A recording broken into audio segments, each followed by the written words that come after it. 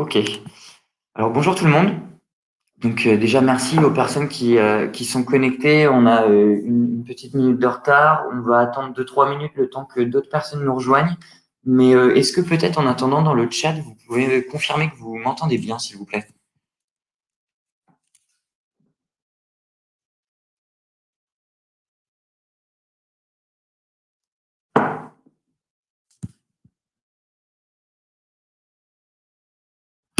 Super. Merci Léna et Yanis. Bon, je referai une présentation pour les personnes qui vont arriver. Comme je vous le disais, là, on va attendre 3 minutes encore. Il y a d'autres personnes qui sont amenées à se connecter. Ben déjà, merci aux personnes présentes. Donc, moi, c'est Nicolas Malatray. Je travaille chez Spectral depuis février 2019. Et puis, qu'est-ce que je fais depuis mon arrivée chez Spectral? Ben, je travaille principalement sur la partie commerciale qui, vous le verrez, n'est pas que du commercial. C'est aussi de l'accompagnement client. Parfois, on parle un petit peu de conseil, enfin de consulting dans ce qu'on fait. Et vous allez voir que c'est un peu tout l'objet du webinaire d'aujourd'hui. C'est que finalement, la réalité augmentée, c'est quand même une technologie toute récente et les cas d'application sont pas parfaitement définis sur un périmètre comme celui de l'industrie. Et donc, vous allez voir que nous, on a réussi à identifier un périmètre de façon très précise, enfin même un cas d'usage de façon très précise. Donc, on finira par cette explication-là, par cette présentation, pardon.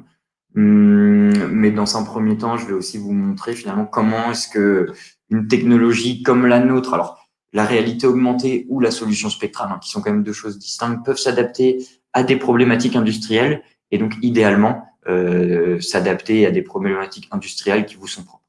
Voilà. Et je vais attendre encore 2 petites secondes, enfin 2 petites minutes, et après on démarrera. Les gens pourront au pire rattraper sur le replay. Bonjour Emma.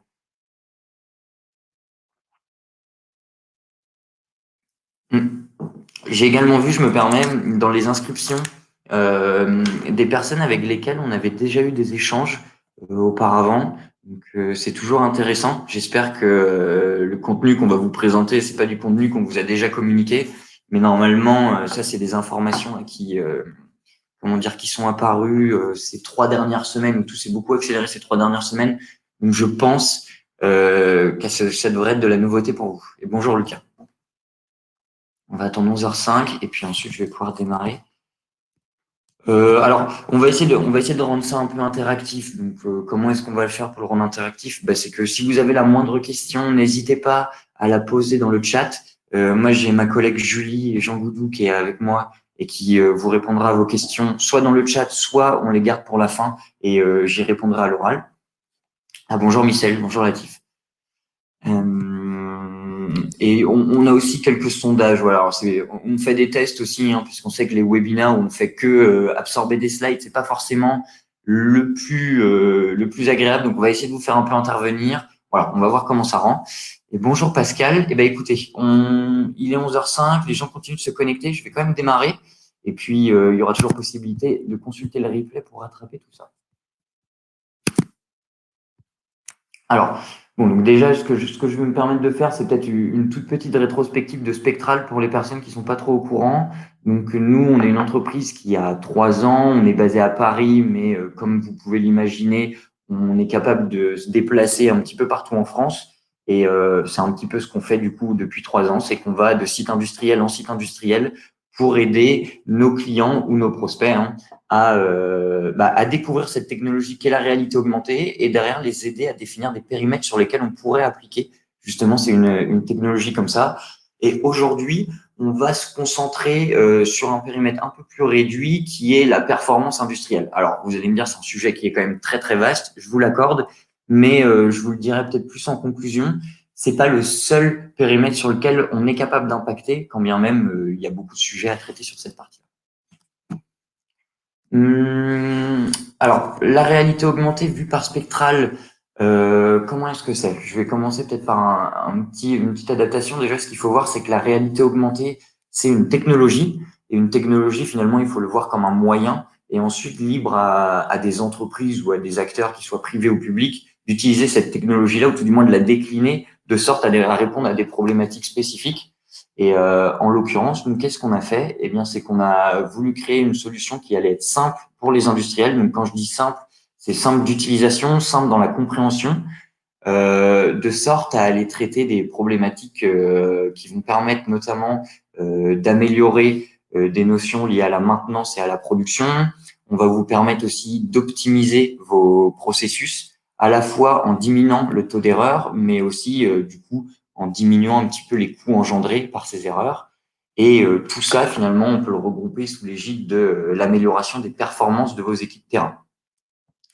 On peut déjà prendre en compte que la solution que nous, on a déclinée est vraiment à destination d'un personnel qui est au contact du terrain, au contact des machines.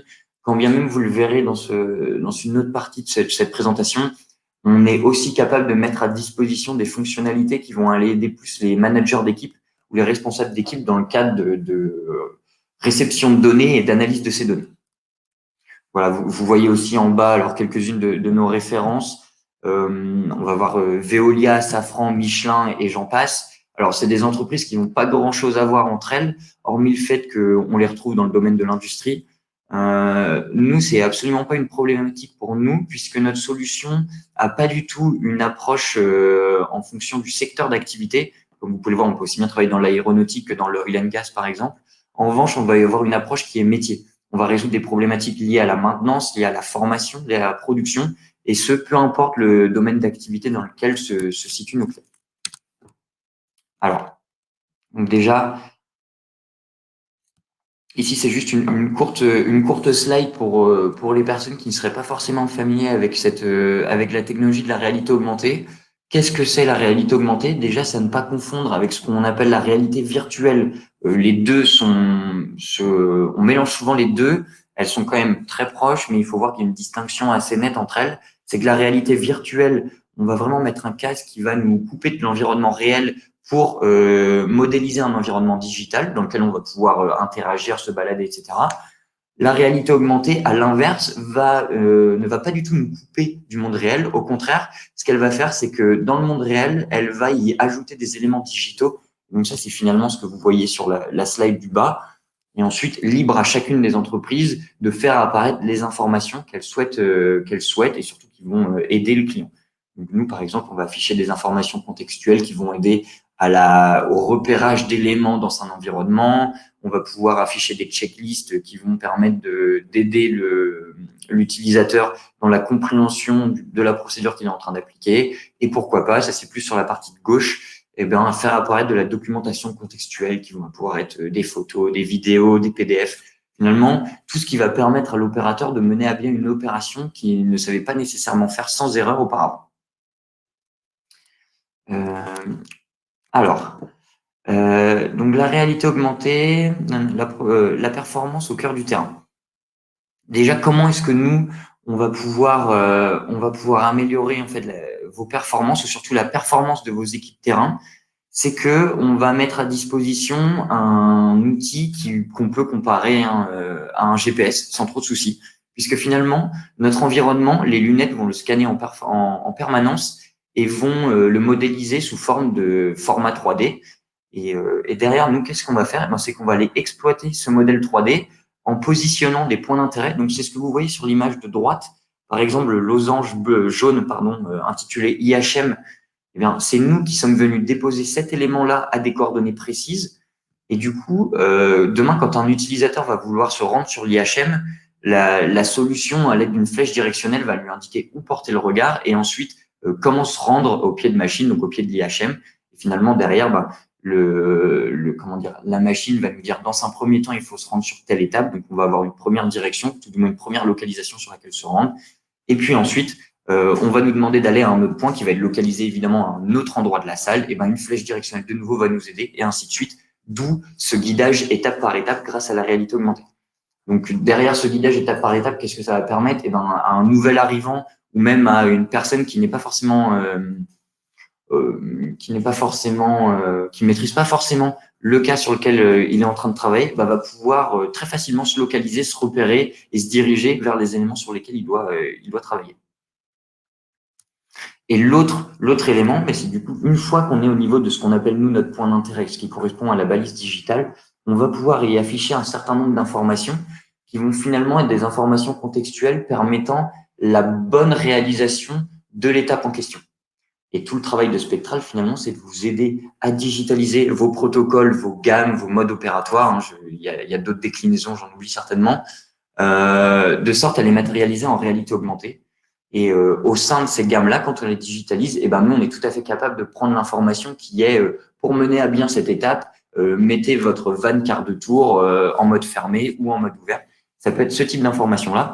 Et l'intérêt de Spectral, c'est que finalement, toutes ces informations-là vont être disponibles directement dans le champ de vision de l'utilisateur.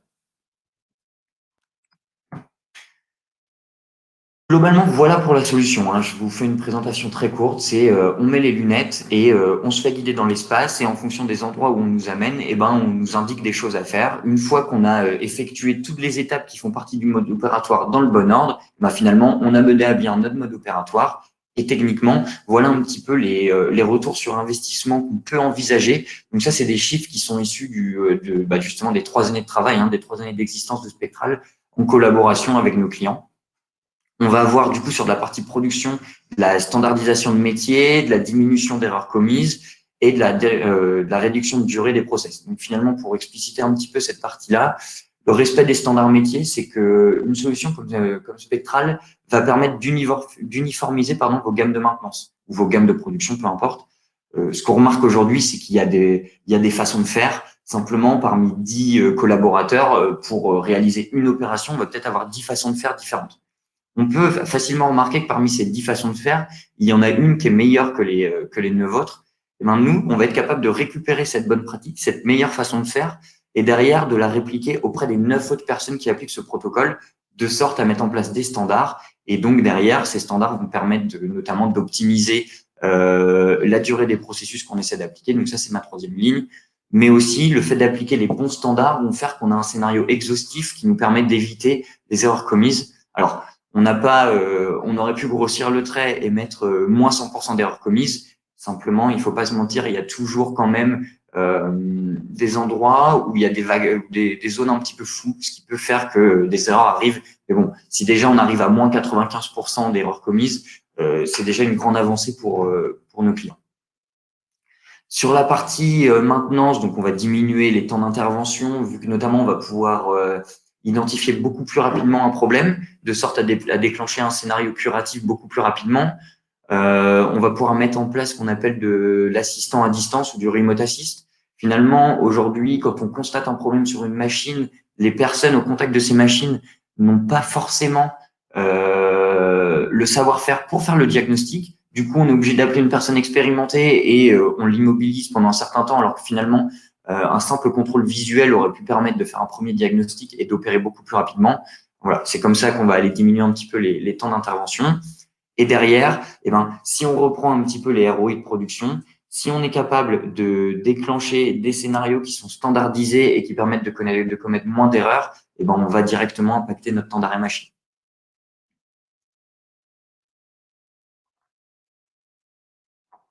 Alors, voilà pour la partie maintenance. Il y a un ROI qui est caché et qu'on a aujourd'hui un peu de mal à quantifier, mais c'est que finalement, cette diminution des durées d'intervention, qu'est-ce qu'elle va impacter aussi? Eh ben, elle va permettre aux mainteneurs ou aux équipes de maintenance de se libérer du temps.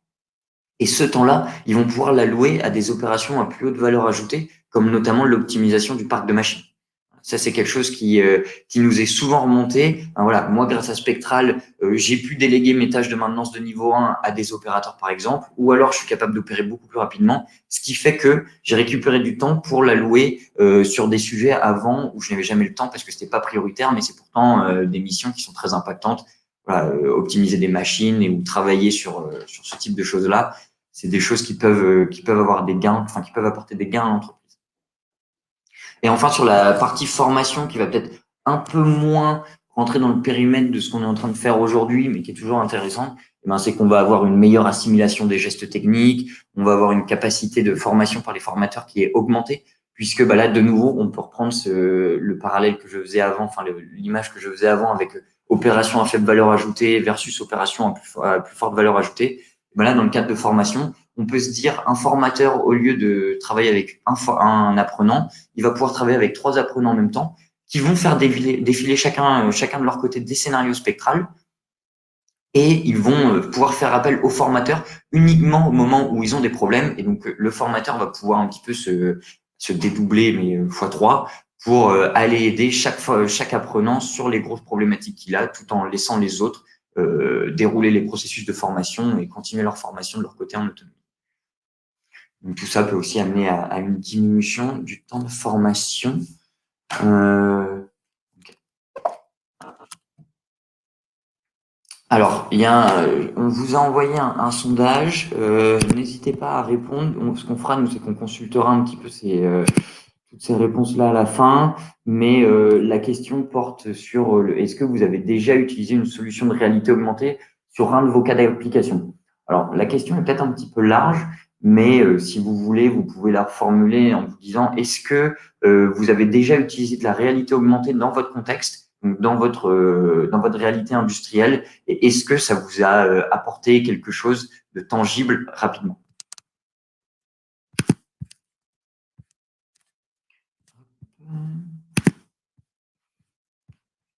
Alors, du coup, maintenant, une maîtrise des performances adaptée aux besoins de terrain. Donc là, je vous ai présenté de façon très succincte tout à l'heure la solution spectrale, donc guidage étape par étape, exhaustivité et explication des choses à faire quand on était face à nos points d'intérêt ou à nos machines. Ce qu'il faut voir, c'est que l'outil spectral va un petit peu plus loin que juste ce guide-là. On va avoir une partie plateforme qui est vraiment notre élément de différenciation avec nos concurrents. Sur cette plateforme-là, donc évidemment, on va pouvoir créer tout ce qui est le contenu. Ce qu'on remarque, c'est que c'est nos clients, cette création de contenu est évidemment faisable. En revanche, c'est parfois un peu laborieux parce qu'il faut que vous, en interne, vous ayez des personnes qui aient des compétences en développement informatique de sorte à pouvoir créer ce contenu-là, ou alors que vous fassiez appel à votre prestataire réalité augmentée qui vous alloue une ressource qui va générer le contenu pour vous. Alors, ça se fait. En revanche, voilà, c'est souvent des temps un peu plus longs. La ressource en interne, étant donné que c'est pas votre cœur de métier, vous l'avez peut-être pas aujourd'hui. Peut-être que dans 10 ans, ce sera une autre question. Mais si on parle d'aujourd'hui, il me semble que c'est un peu compliqué d'imaginer une ressource comme celle-là. La création de contenu via le partenaire, du coup, ça implique de payer du service additionnel, comme vous pouvez vous en douter. Nous, ce qu'on fait, c'est qu'on met à disposition cette plateforme qu'on veut, comme je vous le disais au début, très simple d'utilisation. Et le très simple d'utilisation, finalement, peut être traduit par c'est aussi simple qu'un logiciel de traitement de texte. Et là, excusez-moi. Et là, je sais notamment que j'ai vu qu'il y avait des personnes qui avaient déjà travaillé avec nous, notamment vous, Michel, où on a pu vous présenter cette simplicité d'utilisation. Alors, je ne sais pas si vous pouvez confirmer, mais en tout cas, c'est vrai que c'est quand même un retour qu'on nous fait assez régulièrement. Ah, pardon. Excusez-moi. Alors, attendez. Je reviens. A priori, on aurait perdu la lecture des slides.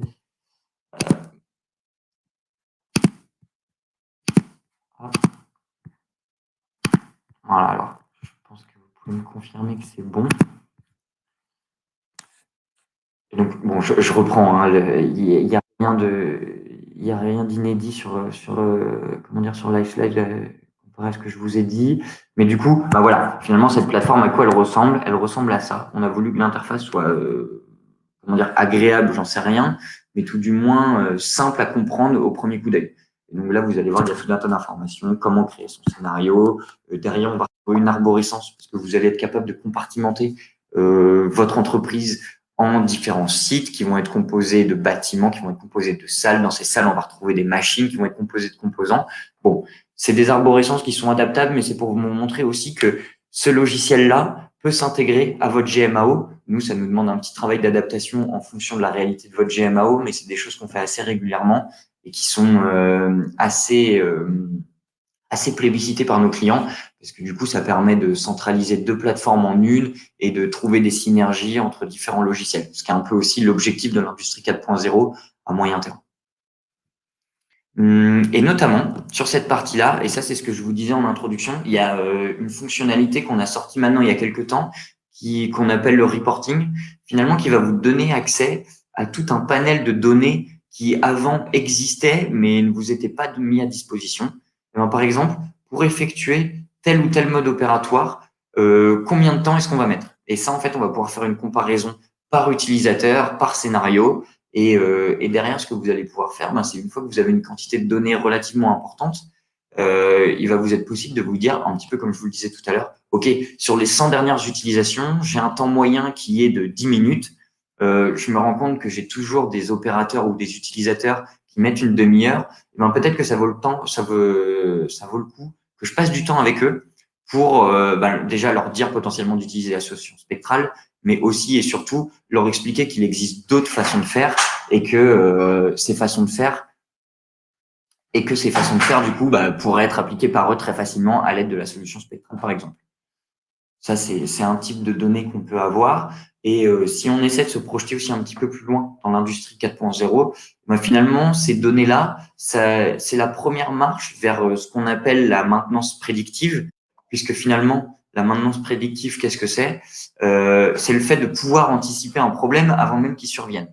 Et nous, en travaillant avec Spectral, vous allez générer des données qui vont vous permettre de définir des patterns. Par exemple, toutes les 3 semaines, je me rends compte qu'à tel endroit, dans mon scénario de maintenance de niveau 1, j'ai une machine qu'il faut que je remplace. Et peut-être qu'au bout d'un an d'utilisation, ce pattern-là va se reproduire, va se matérialiser. On va se dire, OK, maintenant, au lieu d'attendre les 3 semaines que ça casse et que j'ai besoin de faire un changement, peut-être que je vais pouvoir planifier, alors directement depuis ma GMAO, pourquoi pas, une intervention sur cette machine à 2 semaines et demie, par exemple, histoire d'éviter la casse et d'anticiper ce temps d'arrêt machine. Donc voilà, donc c'est un petit peu la deuxième partie qui est l'amélioration. Les données vont constituer des ressources précieuses pour améliorer les performances de vos processus et de vos équipes terrain. Et donc du coup, voilà, là on reboucle un petit peu, mais la solution spectrale finalement c'est pas que le logiciel embarqué, c'est toute cette interconnexion entre le logiciel embarqué dans les lunettes de réalité augmentée qui va vraiment être la partie visible et surtout la partie utile aux utilisateurs finaux. Mais il faut bien prendre en compte qu'il y a cette partie ce qu'on appelle nous Spectral Studio et qui est vraiment tout ce qui va être création de contenu, réception des données et analyse de ces données. Et finalement, et ça c'est un peu le logo du milieu, ce qu'il faut voir, c'est aussi que notre solution, certes, elle est composée de ces deux éléments-là, mais elle peut aussi, et il faut, qu'elle s'intègre au reste de votre système informatique, au reste des solutions que vous avez déjà mis en place, de sorte à trouver des synergies pour aller chercher toujours plus de gains en termes de performance industrielle pour vous.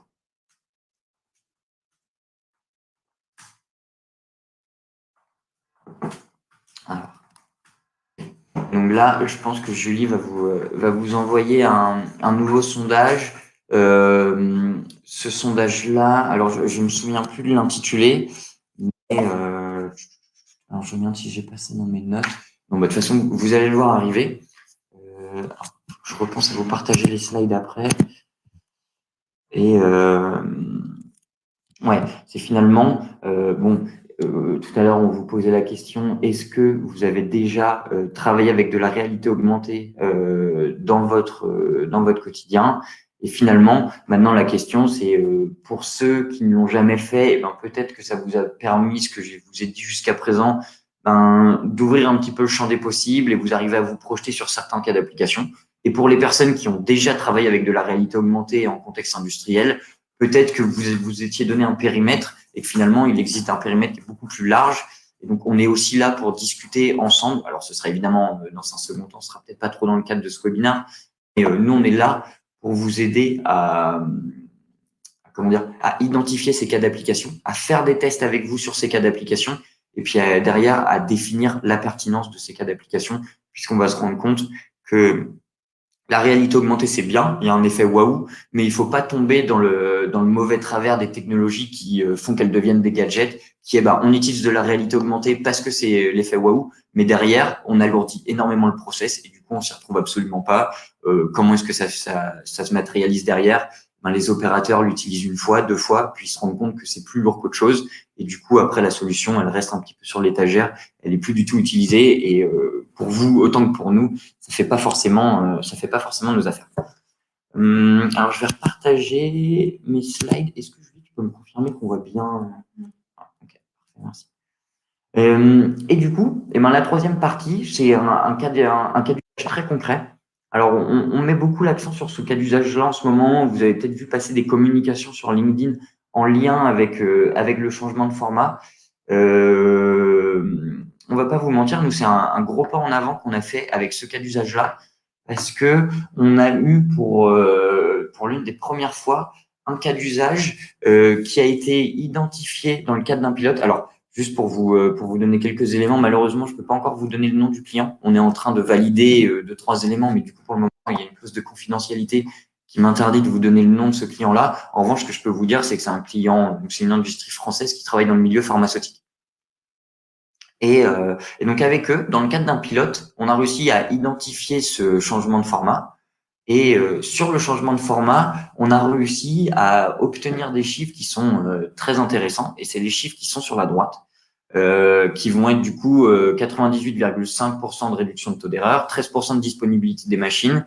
Et tout ça, ça engendre donc une perte évitée ou un gain perçu par l'industriel. Hein, ça, on peut le voir de la façon qu'on veut, à hauteur de 75 000 euros par an. Voilà, c'est un retour qui est non conséquent, qui est plutôt conséquent plutôt. Et en termes de dimensionnement, pour ce cas d'usage-là, on a déployé 2 licences. Donc, les licences, comme vous avez déjà dû l'entendre, c'est des prix qui vont être indexés en fonction du ROI qu'on est capable de délivrer. Mais disons que le prix catalogue qu'on propose, c'est entre 14 et 20 000 euros pour 2 licences. Voilà. Et pour entrer un petit peu dans le détail finalement de ce cas d'usage, donc c'est un collègue à moi hein, qui a travaillé là-dessus, mais comme vous pouvez vous en douter, on partage beaucoup les informations. Déjà sur cette opération de changement de format qui finalement consiste à faire passer une ligne de production, enfin qui consiste à faire en sorte qu'une ligne de production produisant un produit A puisse produire un produit B. Et ben là, on travaille sur une encartonneuse, donc il faut qu'on emballe un certain nombre de produits dans des cartons qui sont des cartons capables de réceptionner soit une vingtaine de produits, soit une quarantaine de produits. Je suis pas sûr de ces chiffres-là, mais vous voyez un petit peu l'idée. Aujourd'hui, c'est les conducteurs de ligne qui doivent effectuer ces changements-là. Et sans Spectral, on était sur un temps moyen pour réaliser cette opération à hauteur d'une vingtaine de minutes. Depuis qu'ils utilisent Spectral, on est passé à un temps moyen à hauteur de 20 minutes. Donc, on a quand même divisé par deux la durée pour réaliser ce processus-là. Et en plus, on a réussi à standardiser le process. Donc, c'est un petit peu ce qu'on retrouve derrière le 98,5% de réduction de taux d'erreur et ce que je vous présentais sur les slides précédentes. Cette standardisation fait que tout le monde partage les mêmes pratiques. Et donc, ça, mine de rien, c'est quand même quelque chose d'assez agréable puisque il y a pas de, comment dire, moyen de tergiverser. Oui, mais moi, je pense qu'il faut plus faire comme ça ou j'ai l'habitude de faire comme ça. Évidemment, on peut rester ouvert à, comment dire, au retour des utilisateurs, mais on sait qu'il y a un cadre qui est bien défini et qu'on peut suivre très facilement puisqu'il est projeté finalement directement devant les yeux de l'utilisateur. Et il y a un gain derrière qui est beaucoup plus compliqué aussi à quantifier, hein, au même titre que le fait de pouvoir allouer plus de temps sur des opérations à forte valeur ajoutée. Là, ça va être sur le fait que les opérateurs ou les utilisateurs, pardon, sont beaucoup plus rassurés quand ils ont ces informations-là devant les yeux. Ils ont moins le sentiment d'être livrés à eux-mêmes. Et du coup, il leur suffit juste de s'appuyer sur toute la documentation qui aura été mise à leur disposition pour travailler de façon un peu plus sereine et de mener à bien l'opération finale. Et ben, chez ce client-là, du coup, on a aussi repéré ce dont je vous parlais tout à l'heure, c'est-à-dire que bah, dorénavant, comme on a moins d'erreurs, on a évidemment moins de casse, ou alors on a plus de disponibilité machine, vous pouvez le traduire un petit peu comme vous voulez, ou les deux. Ce qui fait que les équipes de maintenance interviennent beaucoup moins sur des problématiques liées à ce cas d'usage de changement de format, et donc ils ont pu allouer leur temps sur de l'optimisation du parc de machines. Voilà un petit peu. Alors, si vous avez des questions sur le cas d'usage changement de format, n'hésitez pas à les poser. On va y revenir parce que c'est vraiment un cas pour nous qui est très intéressant. Si, ce que je peux vous donner aussi comme information, et c'est pour ça qu'on est sous couvert de confidentialité, c'est que les résultats du pilote font que on a validé donc des gains, ce qui sont les gains affichés en bas de cette slide. Et du coup, bah maintenant, on est même en train de valider un déploiement de notre solution sur toutes les zones de l'entreprise, peu importe leur site, où ce cas du changement de format peut apparaître. Donc voilà, nous c'est quand même quelque chose d'assez prometteur. Peut-être que vous étiez au courant, on a réussi à déployer avec Michelin auparavant notre solution sur tout un tas de cas pratiques. Donc, c'était vraiment notre client historique. Mais là, ce client pharmaceutique aussi est très, très prometteur et c'est un endroit sur lequel on met beaucoup l'accent. Alors, on va mettre beaucoup l'accent sur la partie poursuivre cette collaboration avec ce client-là, mais on est aussi en train d'essayer de décliner cette notion de changement de format chez toutes les personnes qui peuvent être intéressées par ce sujet-là dans l'industrie parce qu'ils le traitent d'une façon ou d'une autre. Alors, donc, devenez plus performant. Bon, globalement, ici, on reprend, enfin, c'est un bref résumé de la solution spectrale, mais du coup, donc, on trouve cette notion de guide étape par étape, diminution des erreurs, augmentation des performances en utilisant notamment la fonctionnalité reporting, et puis la simplicité d'utilisation qui est vraiment quelque chose sur lequel on met l'accent, hein, j'insiste. Mais en 20 minutes, on est capable de créer notre premier contenu en réalité augmentée qui va pouvoir être consommé par un utilisateur. Évidemment, après, on va devoir affiner des choses dans le scénario parce qu'on va se rendre compte que peut-être que le média qu'on a affiché en haut à gauche, d'un point de vue expérience utilisateur, il vaudrait mieux qu'il soit affiché en bas à droite. Disons qu'à la limite, ça c'est du peaufinage de scénario, mais on peut avoir une bonne première base en une vingtaine de minutes. Et donc voilà pour la présentation. Ce que je vous propose maintenant, donc ouais, on a pris une demi-heure, c'est pas mal. Ce que je vous propose maintenant, du coup, c'est peut-être qu'on passe un petit peu sur les questions qui ont pu arriver. Alors je rattrape. Donc nous ne voyons plus le diaporama, ça a été réglé.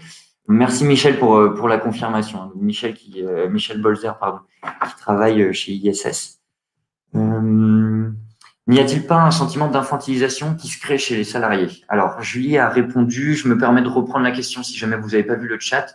Donc, la réponse de Julie, c'était que non, au contraire, les opérateurs sont rendus totalement autonomes et cela leur permet de monter rapidement en compétence grâce à la solution et aux lunettes. Alors, c'est vrai.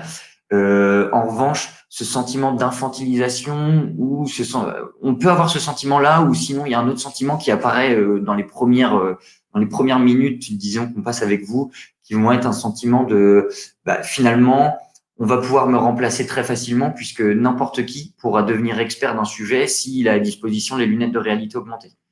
Ok, ça rejoint un petit peu aussi votre second sujet, Christian, qui était est-ce qu'on retire pas la capacité à identifier, à résoudre les problèmes? Nous, on essaie de faire en sorte que ce soit pas le cas. Et comment est-ce qu'on fait pour ça? Eh ben déjà, on accompagne beaucoup donc les équipes qui vont encadrer les utilisateurs finaux sur tout ce qui va être de la création de contenu, identification de cas d'usage pertinents. Et comment est-ce qu'on travaille avec les utilisateurs finaux? Donc, qui sont ceux qui peuvent être sujets à ce sentiment d'infantilisation ou alors finalement mon travail, l'expertise que j'avais, on est un peu en train de me la retirer.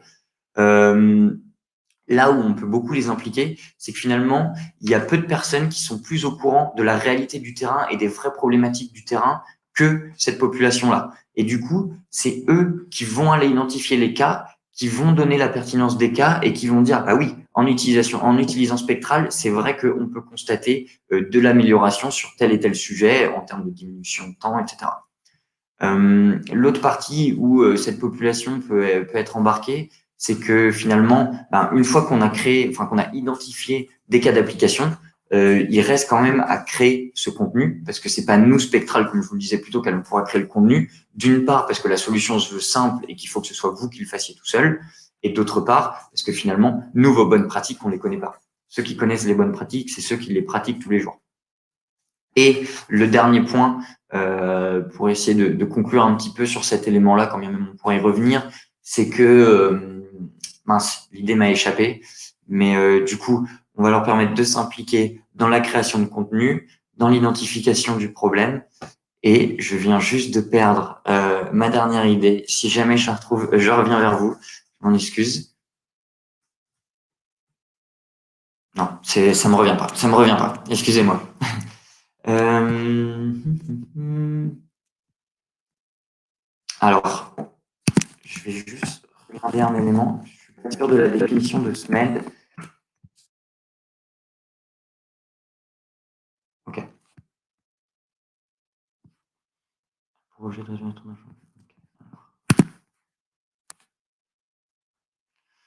Alors, les gains par rapport à un SMED établi, bah là, je vous avouerai que vous me posez un petit peu une colle, parce que ça va plus être mon collègue qui va être en mesure de répondre à cette question-là. Mais pour ce que je comprends de la définition de SMED, je pense que Spectral vient comme un outil pour compléter cette mise cette mise en place, cette façon de travailler. Ça va vous permettre de l'optimiser et surtout de la reproduire directement dans le champ de vision de l'utilisateur. Alors, je suis peut-être en train de répondre un petit peu à côté de la plaque.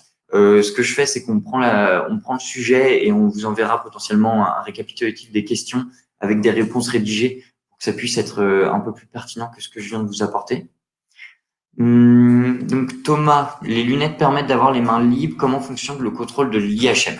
Alors effectivement, c'est aussi le choix qu'on a fait nous, c'est d'avoir une solution qui est aujourd'hui présente sur lunettes. On réfléchit à l'implémenter sur mobile. Disons que c'est pas une difficulté, mais simplement aujourd'hui, on a estimé qu'on préférait se concentrer sur cette partie lunettes. Alors oui, ça va nous permettre d'interagir avec finalement un petit peu tous les éléments qu'on a dans le réel. En revanche, comment fonctionne le contrôle de l'IHM? Ce que j'ai envie de vous dire aujourd'hui, c'est que c'est comme d'habitude, finalement, on interagit comme si on n'avait pas de lunettes avec l'IHM. Demain, peut-être que ce qu'on peut imaginer, c'est des projets sur lesquels on discute aujourd'hui avec une entreprise comme Ortec, par exemple. Ce serait de pouvoir mettre en place ce qu'on appelle une API, donc qui va être un logiciel permettant de faire communiquer deux interfaces informatiques, globalement. Et donc, ce qui serait intéressant, c'est que depuis les lunettes, on soit capable d'ouvrir un menu qui va communiquer, enfin, qui va nous permettre de communiquer directement avec un IHM ou avec une machine connectée et finalement qu'on puisse contrôler cette machine à distance directement depuis la lunette. Ça, c'est des interactions qu'on va pouvoir tout à fait imaginer. Que pensent les collaborateurs, opérateurs de la formation avec les lunettes? J'ai mon idée qui vient de me revenir pour le point précédent. C'est aussi que quand on fait cette recherche, excusez-moi, de cas d'application, une fois qu'on a défini des cas d'application concrets, on ne propose pas de travailler là-dessus avec toute la population. Par exemple, des opérateurs qui connaissent parfaitement le protocole, qui ont l'habitude de travailler dessus, ben effectivement, on pourrait leur donner ce sentiment d'infantilisation si on leur met la solution spectrale qui va juste alourdir leur processus puisqu'ils ont déjà accès aux informations là, elles sont présentes dans leur tête. Mais évidemment, on va pas implémenter la solution pour cette population-là, mais on va plus l'adapter à une population qui n'a pas connaissance des bonnes pratiques ou du protocole en question. Que pensent les collaborateurs, donc opérateurs de la formation avec les lunettes? Alors, ça, c'est surtout sur, on a beaucoup travaillé avec sur des formations d'intérimaires. L'une des premières choses, c'est parfois que le casque peut faire peur, hein. On va pas se mentir, quand les gens n'ont pas encore eu l'occasion de mettre le casque sur la tête, ils sont plus intrigués qu'autre chose à l'idée de mettre ses lunettes et de voir quelqu'un qui clique dans le vide avec sa main devant lui. Une fois que les lunettes passent sur la tête du collaborateur, déjà l'impression est complètement différente parce que on voit l'essentiel, c'est-à-dire les hologrammes qui viennent s'additionner à notre champ de vision. Et donc, généralement, c'est assez bien reçu. Après, on peut avoir des sujets au début où les personnes se disent ah ok bon c'est intéressant, ça s'affiche bien etc. Simplement j'ai du mal à interagir avec les différents hologrammes ou avec les différents menus que je peux avoir devant moi. Et ça, je pense que c'est plus le travers je suis en train de tester une technologie ou un device que je ne connais pas et du coup, je suis un peu intimidé. Mais vous allez vous rendre compte que, en une dizaine de minutes, à peu près n'importe qui est capable d'interagir parfaitement avec la solution. Donc finalement, on se dit pour une technologie qui peut paraître aussi obscure, aussi éloignée de notre quotidien, une dizaine de minutes pour se familiariser avec, c'est finalement pas grand-chose. Mais il y a quand même cette petite phase entre la première utilisation et le moment où on est un bon utilisateur du device, où on peut se sentir un petit peu perdu dans l'environnement, on a du mal à se concentrer sur vraiment ce qui se passe autour de nous. Et vous allez voir que très très rapidement, ce sujet-là passe et n'est plus vraiment un sujet. Et du coup, qu'est-ce que les opérateurs pensent de la formation à travers les lunettes? Ben, c'est quelque chose d'assez ludique, d'assez intéressant, d'innovant, quelque chose qu'ils n'ont pas l'habitude de faire. Et donc, c'est vrai que ça peut être un atout pour vous dans vos formations d'implémenter ce type de technologie-là, notamment pour attirer des personnes. Pour ça, mais je pense qu'on aura l'occasion d'en discuter plus au premier trimestre 2021 où on aura bien avancé sur ces sujets-là. Mais ce qu'on essaie de faire, nous, c'est de travailler avec des centres de formation type AFOR, PAFPA, pour implémenter notre solution dans des parcours de formation, vraiment dans des cursus de formation qui est certains modules de cours qui soit à traiter via l'outil Spectral. Alors, le système propose-t-il de visionner les gestes des opérateurs après coup? Ça, ça paraît évidemment très très intéressant et nous, on se concentre beaucoup là-dessus. Il s'avère qu'aujourd'hui, on a des limitations technologiques, que ce soit du côté du soft ou du côté du hardware. On est un peu limité pour ça. Alors, quels sont les deux palliatifs qu'on a mis aujourd'hui en place? On a quelque chose de très court terme qui est que, par exemple, à la fin d'une étape, on peut on va pouvoir imposer à l'opérateur de prendre une vidéo de ce qu'il est en train de réaliser. La vidéo va être prise directement depuis le casque. Donc finalement, on va avoir une vidéo, on va pouvoir avoir accès à du contenu vidéo qui va correspondre à ce que l'opérateur voyait au moment où il a effectué l'étape. Globalement, on va pouvoir apercevoir ses mains, mais il y aura peut-être tout plein de postures au niveau du reste du corps dont on va passer à côté de nous aujourd'hui. Si on veut travailler sur des sujets comme les troubles musculo-squelettiques, c'est pas la solution spectrale aujourd'hui qui va répondre à ces questions-là. En revanche, on peut tout à fait imposer cette prise de vue pour essayer de voir déjà comment est-ce que la personne interagit avec ses mains au contact de la machine. L'autre palliatif qu'on a mis qui est plus long terme, c'est que depuis maintenant 3 semaines, on a Camille qui est une étudiante en CIFRE, donc qui est finalement en train de travailler sur sa thèse, à la fois en laboratoire, mais aussi histoire de rendre le sujet un petit peu plus concret chez Spectral. Elle est en train de travailler sur tout ça, sur qu'est-ce que la caméra est capable de repérer et est-ce qu'on va être capable et quels gestes ou quels éléments qu'on a repérés, on va être capable d'exploiter pour vous le faire remonter sous forme de données. Donc, c'est un peu ça l'idée, c'est de savoir qu'est-ce que la personne est en train d'effectuer, quels sont les gestes qu'elle a mis en place, est-ce que ce sont les bons gestes, mais aussi, ça va être de la reconnaissance d'image. Par exemple, je vais passer devant un tableau électrique, les lunettes vont scanner instantanément ce tableau électrique, au même titre qu'elles scannent la salle la totalité du temps où elles sont allumées, et elle va pouvoir dire, ah, d'accord, j'ai scanné ce tableau électrique, je vais pouvoir faire une comparaison avec l'état standard de ce tableau électrique-là qui est enregistré dans ma base de données. Et en une fraction de seconde, elle va pouvoir superposer les deux éléments et se dire, OK, le tableau électrique est en conformité ou n'est pas en conformité. Et du coup, en fonction de la réponse, quand on va chercher ça sur la base de données, on va pouvoir faire remonter l'information à l'utilisateur qui derrière soit va déclencher du curatif, soit va pouvoir passer à l'étape d'après vu que sa vérification est conforme. Ok, merci Jean-Baptiste pour l'explication. Yanis aussi également, du coup. Alors, il s'agit de savoir, dans votre exemple, est-ce que le gain de 98,5%, donc de diminution d'erreur, est comparé à un changement traditionnel de l'eau non optimisé, ou est-ce que l'entreprise avait déjà converti et optimisé ses tâches pour permettre un changement de format rapide? Alors, il y avait eu des tentatives pour mettre en place cette optimisation, pour essayer d'uniformiser. Simplement, finalement, comment est-ce que ça se matérialisait ces tentatives? C'était sur de la documentation papier. On mettait à disposition des gens des bonnes pratiques, des opérations à suivre dans un ordre donné. Simplement, le support papier déjà fait qu'on n'a pas les deux mains libres et ce papier-là, on peut le perdre assez facilement. Donc, ce qui fait que oui, il y a une tentative d'optimisation qui a été compliqué à mettre en place puisqu'on travaillait sur du support papier. Et du coup, nous, on est venu appliquer nos gains. Donc, le avant, après Spectral. Le avant Spectral, c'est évidemment suite à l'utilisation de Spectral. Avant Spectral, c'est au vu de ce que les opérateurs étaient capables de délivrer à l'instant où on a commencé le pilote. Et donc, ça passe par l'utilisation du document papier et aussi de l'exploitation de leurs connaissances qui leur sont.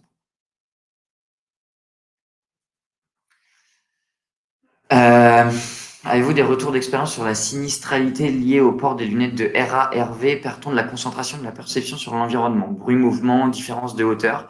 Alors, déjà, ce qu'il faut voir, c'est que je vais traiter très rapidement le sujet RV. Le sujet RV, donc réalité virtuelle pour RV, se traite rapidement puisque finalement, on utilise cette technologie-là dans un contexte très particulier qui est quand même un environnement assez neutre et qui présente aucun danger, puisque finalement, on va immerger la personne dans un monde digital. Potentiellement, elle va pouvoir se déplacer physiquement dans la salle, mais dans un espace limité. Donc, elle va pas être au contact de machines, etc. Ça ne va pas entraîner de risques liés à la sécurité. En revanche, une utilisation prolongée de cette technologie-là peut impacter un petit peu l'oreille interne de l'utilisateur. Et ça, c'est certainement des retours que vous avez eu l'occasion d'entendre dans votre vie quotidienne si vous avez été au contact de la réalité virtuelle, ce qui n'est pas nécessairement le cas, mais un sentiment de mal de mer quand on est sur une utilisation prolongée, ça c'est quelque chose d'assez fréquent. Pour ce qui est de la réalité augmentée, on va pas du tout avoir cet effet mal de mer puisque finalement l'oreille interne n'est pas impactée. On reste dans notre environnement, on vient simplement y ajouter des informations. Le travers, c'est que effectivement, on peut avoir parfois alors des soucis de concentration, non pas du tout, mais c'est vrai qu'au début, eh bien, il faut qu'on s'habitue au fait d'avoir des éléments digitaux qui sont rajoutés au réel. Et ça, parfois, c'est vrai qu'on va pouvoir concentrer peut-être, allouer un petit peu plus de concentration sur ces éléments-là au profit de l'environnement existant. Ça fait partie de la prise en main de la solution. On va pas se mentir, il faut s'habituer à avoir ce device sur la tête et à avoir cette projection additionnelle devant les yeux. C'est quelque chose qui, avec une utilisation prolongée, est vite mis de côté, mais au début, vous pouvez avoir des retours de ce type-là. En ce qui va concerner ce qui concerne le bruit, il n'y a pas de différence notable dans le sens où finalement, nous on exploite assez peu la notion d'audio dans dans notre solution, mais dans tous les cas, généralement, les environnements industriels sont souvent bruyants. Disons que notre solution ne vient pas ajouter des éléments, vient pas ajouter du bruit complémentaire à ce qui existe déjà. Donc, c'est pas plus dérangeant qu'avant là-dessus. Est-il possible d'avoir un exemple d'utilisation des lunettes sur l'installation de production qui a un impact direct sur l'optimisation? Ça, Yannis, ce que je vous propose, et c'est justement la façon dont je vais conclure, c'est en vous expliquant comment est-ce que on peut poursuivre, parce que là, le webinaire touche un petit peu à sa fin. Je pense que vous avez tous d'autres choses à faire. Nous, comment est-ce qu'on travaille? On amorce des discussions avec des personnes, donc avec des industriels qui ont des problématiques qui peuvent être très très variées. Nous, on est là pour écouter toutes vos problématiques et ensuite vous aider à mieux cadrer. Derrière, comment est-ce qu'on fait? Quand on a réussi à avancer dans les discussions, que vous pensez que potentiellement vous voudriez tester notre solution, on peut mettre en place ce qu'on appelle des offres découvertes qui consistent en des POC d'une journée. Alors, en ce moment, c'est vrai qu'on a beaucoup de demandes sur les POC. La fin de l'année a été très chargée pour nous. Alors, évidemment, c'est pour le meilleur, hein. Mais disons que sur le mois de janvier, on a encore quelques disponibilités, mais sinon après ça risque d'être à partir de février où on pourra retrouver de la disponibilité pour aller sur le terrain. Et finalement, qu'est-ce qu'on fait lors de ces POC ou de ces offres découvertes, hein, je vais donner ces deux appellations là, mais c'est la même chose.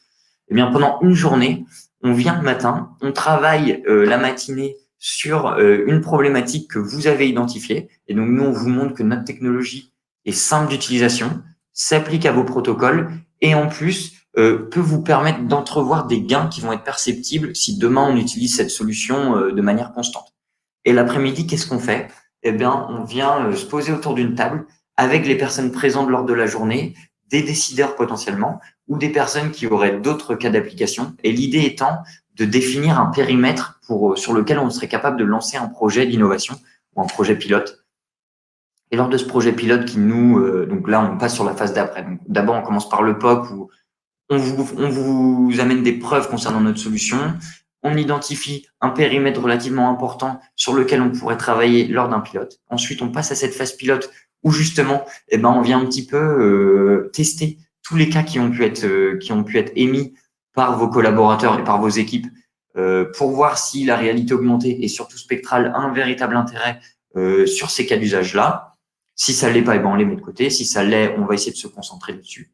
L'idée étant que on va pouvoir répondre à des problématiques dans une certaine mesure, mais peut-être qu'on va se rendre compte en collaborant avec vous que si une nouvelle fonctionnalité voyait le jour sur la solution, on pourrait décupler les ROI perçus, donc les bénéfices ou les retours sur investissement perçus par le client. Et nous, à ce moment-là, ce qu'on va faire, c'est qu'on va remonter l'information, on va la mettre à disposition de notre équipe produit, qui va ensuite faire des maquettes et vous proposer des améliorations de solutions. Si c'est validé par le client, ensuite, on vous met ça à disposition. Donc, c'est pour ça qu'on a vraiment ce rôle de consulting, hein. C'est qu'on va aller chercher avec vous le problème, tester, voir si notre solution peut vous aider à résoudre ce problème et ensuite, derrière, faire de l'optimisation faire de l'optimisation du traitement des problèmes. Et derrière, eh ben, idéalement, et donc c'est ce qui s'est passé avec notre client pharmaceutique, on a identifié des problématiques, on en a écarté certaines, on s'est concentré sur celle à la plus haute valeur ajoutée pour vous et pour nous. Et derrière, on passe dans une phase de déploiement qui consiste finalement à généraliser l'implémentation de licences et donc de la solution spectrale sur les différents sites industriels que vous pouvez avoir pour couvrir un maximum de cas pratiques pour que les bénéfices soient les plus importants pour vous. Alors, Christian, il me paraît impossible d'identifier tous les scénarios possibles dans une entreprise. Du coup, le client fait-il un tri à partir d'une analyse de criticité ou implémente-t-il au fur et à mesure?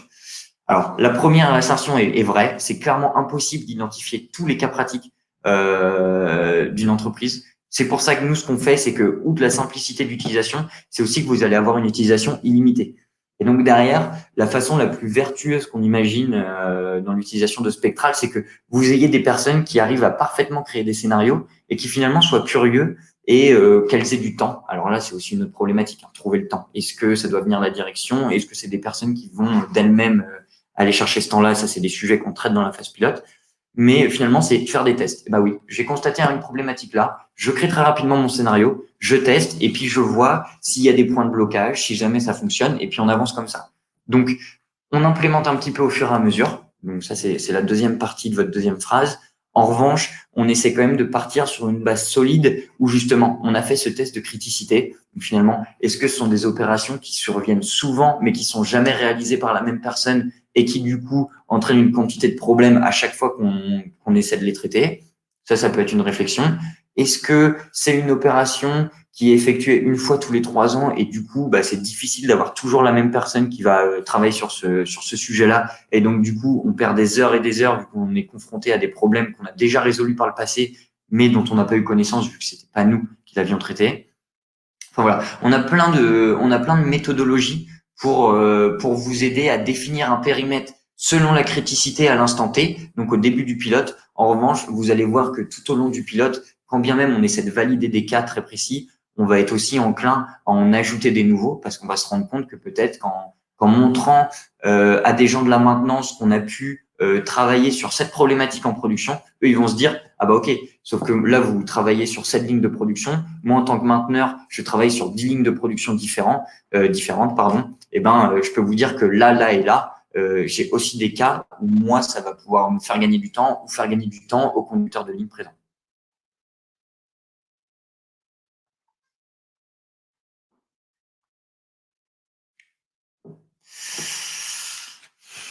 Oui, alors la question n'est-il pas préférable du coup d'optimiser au préalable les processus de l'entreprise par les outils du Lean? La réponse serait oui. Simplement, je challenge un petit peu, hein, mais c'est du coup, nous, on peut vous permettre de faire ça. Aujourd'hui, si le travail n'a pas été fait, enfin, si le travail n'a pas été fait dans son intégralité, hein, quand bien même faire l'intégralité de cette optimisation, c'est mission impossible. Mais si jamais les entreprises se sont jamais donné le temps de faire cette optimisation au préalable, c'était peut-être pour une raison particulière, peut-être par manque de temps, par manque de ressources ou pour des raisons diverses et variées.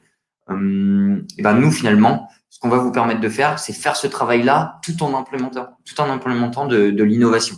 Donc, finalement, on va pouvoir faire d'une pierre deux coups. Et nous, en plus, on va vous apporter notre accompagnement dans cette optimisation que vous n'aviez pas forcément pu faire au préalable. En revanche, si cette optimisation-là, elle l'a déjà effectuée, nous, c'est de la documentation sur laquelle on va pouvoir s'appuyer pour positionner la solution beaucoup plus rapidement. Et là, c'est vrai que l'implémentation et l'intégration sera très rapide et sera sur des bases sur lesquelles vous avez déjà travaillé, qui auront déjà été challengées. Donc, ce sera presque que de la création de contenu, quoi. Donc, ce sera beaucoup plus rapide.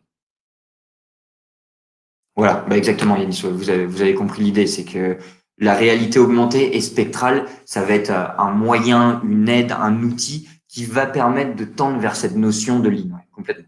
Complètement. Écoutez, je vois l'heure défiler. On a légèrement débordé, mais merci en tout cas aux personnes qui sont restées jusqu'au bout.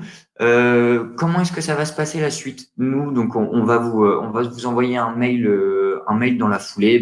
Déjà, moi, je vous remercie une première fois. On vous remerciera dans le mail. On vous enverra un petit peu de documentation. On vous enverra aussi, je pense, le deck de slides si jamais ça vous intéresse.